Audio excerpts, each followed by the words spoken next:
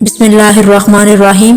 حضرت سلیمان علیہ السلام کے دربار میں ایک آدمی لرزاں و ترساں حاضر ہوا۔ مارے ہیبت کے اس کے منہ سے آواز نہیں نکل رہی تھی، چہرہ دھلے ہوئے کپڑے کی طرح سفید ہو گیا تھا۔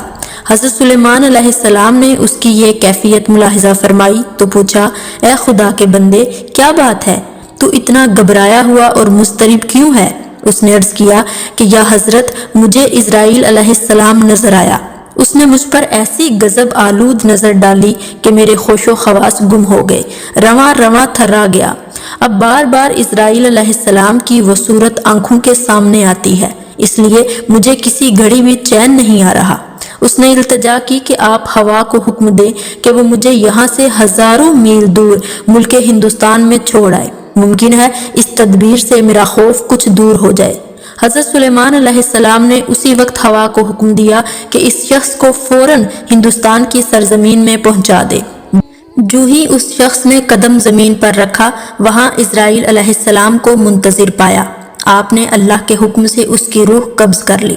دوسرے دن حضرت سلیمان علیہ السلام نے بوقت ملاقات حضرت اسرائیل علیہ السلام سے دریافت کیا کہ آپ نے ایک آدمی کو اس طرح غور سے کیوں دیکھا تھا؟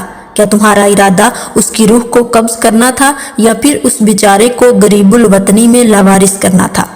اسرائیل علیہ السلام نے جواب دیا کہ میں نے جب اس شخص کو یہاں دیکھا تو حیران ہوا، کیونکہ اس شخص کی روح مجھے ہندوستان میں قبض کرنے کا حکم دیا گیا تھا اور یہ شخص ہزاروں میل دور یہاں موجود تھا۔ حکم الہی سے میں ہندوستان پہنچا تو میں نے اس کو وہاں موجود پایا۔